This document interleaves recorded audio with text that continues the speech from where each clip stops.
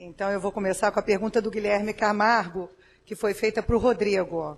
Ele diz o seguinte: o presidente do Fed não para de jogar dinheiro na economia e os americanos, pelo visto, não querem reduzir seu padrão de vida. Ou seja, estamos jogando um problema para frente, a grande bolha vem aí?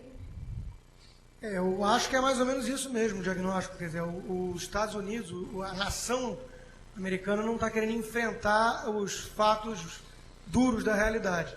Então, uma vez mais, estão achando que dá para enganar o destino e postergar. É mais ou menos análogo ao sujeito que bebeu demais e está na iminência de cair em ressaca. Aí o Federal Reserve abre a porta do bar e oferece mais uma rodada grátis de bebida. Você vai criar um clima de euforia uma vez mais, só que a gente sabe onde isso vai acabar. Ou numa ressaca ainda pior, ou na cirrose hepática, eventualmente. Tem uma pergunta aqui para o Anthony Miller, o Rodrigo também pode completar, pergunta do Ubiratã Iório. Ele diz o seguinte: nós, austríacos, somos vistos no meio acadêmico como marcianos e na mídia como radicais de direita. Vocês acham que quantos anos serão necessários para que isso mude e algum governo venha adotar uma linha minimamente austríaca? Para mim, precisaremos de uns 100 a 150 anos para isso. E para vocês? Bom, o grande problema que temos com nossa filosofia, o nosso pensamento econômico, é evitar o governo, né? Se eu sou um socialista, eu sei o que fazer, fundar um partido e fazer política. E nós queremos evitar política, e talvez é verdade, uma perspectiva de mais de décadas, com certeza, talvez de 100 anos, mas por que não? Eu acho que só com muita paciência podemos esperar isto. É um processo evolutivo que quase pouco a pouco, só depois de uma grande crise, temos talvez esta perspectiva de reduzir as atividades estaduais. E não de hoje a amanhã. Assim, não existe uma revolução libertária, não existe. Não? É contra o sentimento de esta abordagem, é só uma evolução.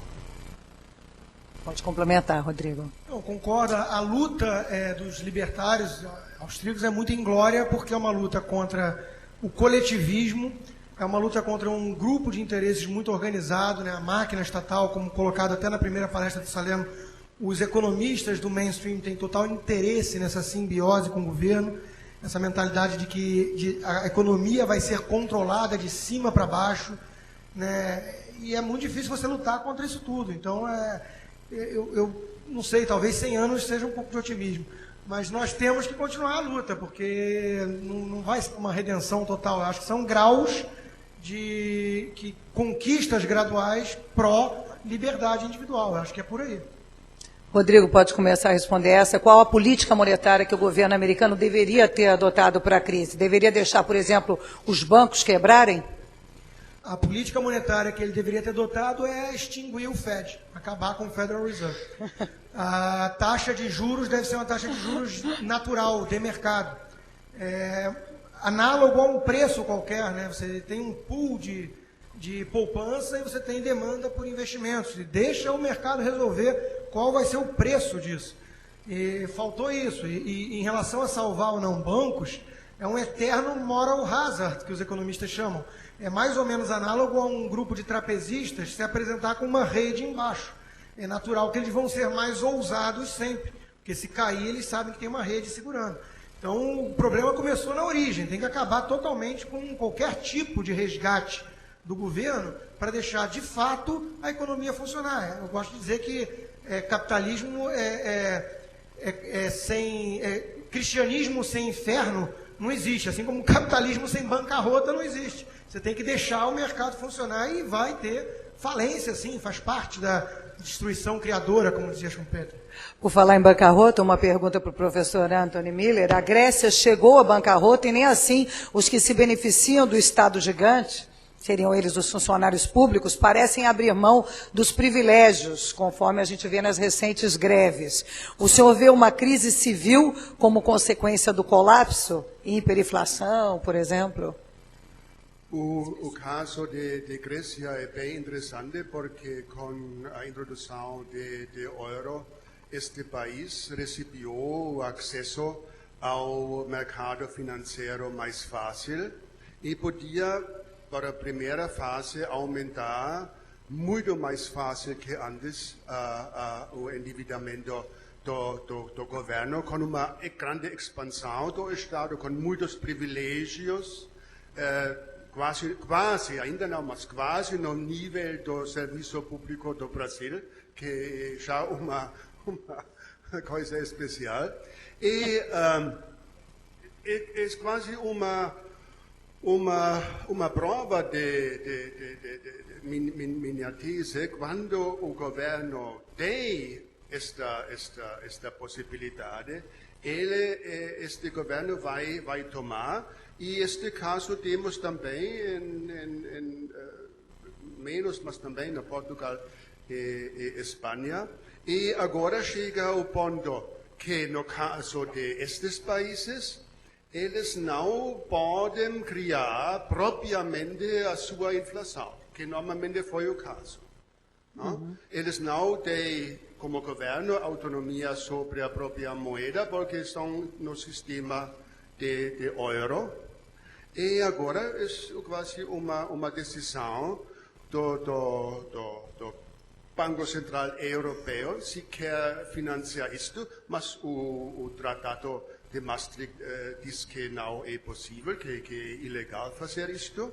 Assim chega a discussão de iniciar outras formas. Uma é iniciar a atividade do FMI, e que vai fazer o FMI, a mesma coisa como sempre foi feita, reduzir a demanda do governo. Receita simples, claro, foi a causa, e este normalmente provoca, já provocou em muitos casos também, problemas sociais e rebelião social, e depende da situação específica como eles podem gerenciar este problema. Obrigada. Agora a gente tem uma pergunta aqui da plateia. Assim, eu queria primeiramente cumprimentar os dois palestrantes, o Rodrigo, o nosso Goncourt, economista brilhante sempre, mas eu queria dirigir a pergunta ao professor Miller, quando principalmente acentuar mais a estrutura de capital que ele trouxe, a nossa péssima estrutura de capital. Nós soubemos pela teoria austríaca que os produtos, o capital dentro da estrutura austríaca, ele é simplesmente aquilo que é transformado em bens de consumo final. Mas quando ele termina, ele só termina quando os produtos chegam ao consumidor final. Então, o que me ocorre, professor Miller, de início, nessa péssima estrutura de capital nossa, seria o nosso péssimo meio de transporte. Assim, estradas, portos também, inclusive, os nossos ensilagem e coisa assim. Mas eu queria que o senhor explicasse mais alguma coisa dessa deficiência nossa, se fosse possível. Muito obrigado. Bom, uma curta análise da minha perspectiva, né? Que se nota como um estrangeiro que depois mora no Brasil, trabalha no Brasil. O primeiro choque que eu confrontei era não a vida fora, não estas coisas que diz no exterior, com crime. Eu nunca experimentei crime no Brasil, nada aconteceu destas coisas.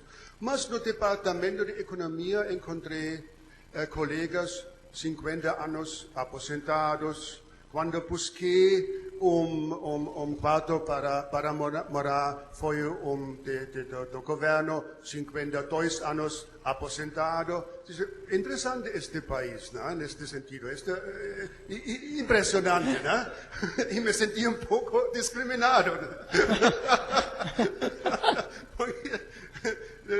De tenho só esperança, talvez, com 70 anos de aposentar. E aqui encontra todas estas pessoas bem jovens, ativas, né? Também, quando se pensa na vida acadêmica, especialmente nas ciências sociais, os melhores livros, às vezes, foram escritos por pessoas já nos anos, já tinham 50 anos, etc., diferente da matemática, talvez, mas nas ciências sociais temos este fenômeno, porque precisa experiência, etc., e falta, né? Falta quase tudo sabedoria, né?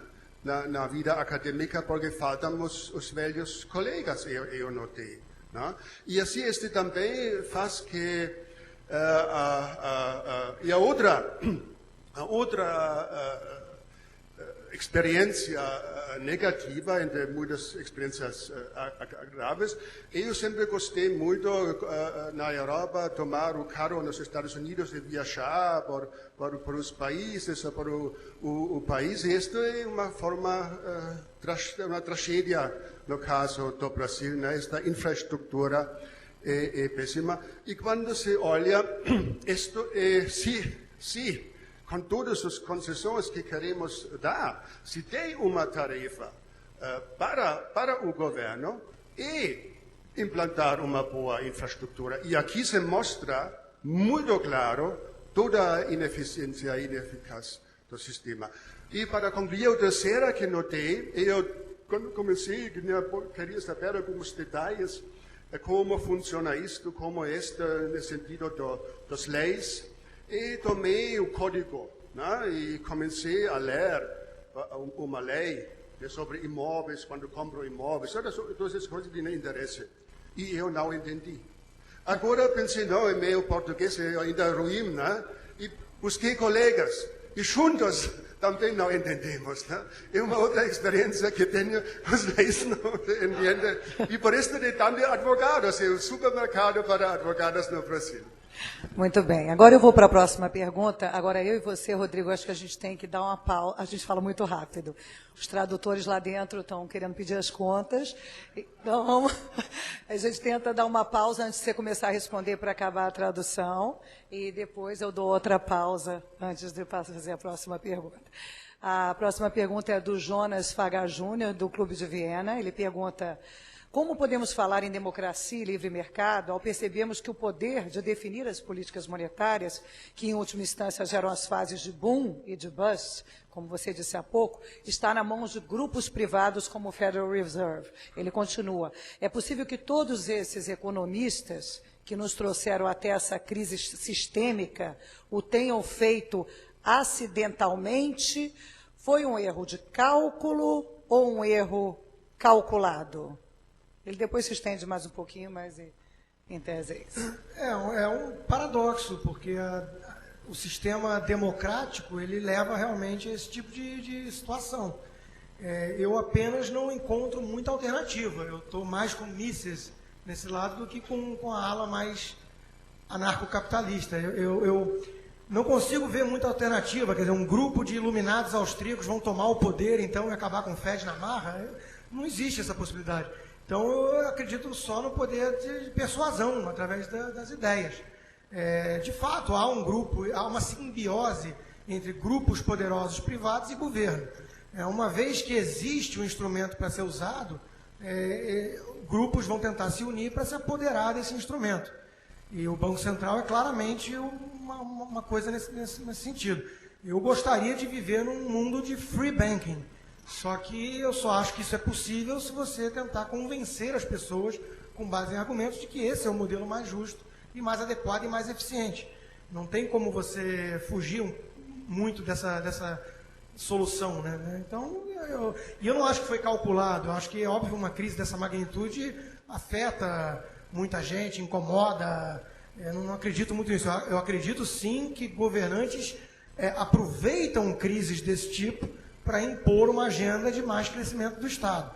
Agora, eu não acho que seja uma coisa arquitetada por meia dúzia de grandes empresários sentados na ilha secreta do JP Morgan com o Federal Reserve para criar o tipo de situação que a gente está vivendo hoje. Não acho que é por aí.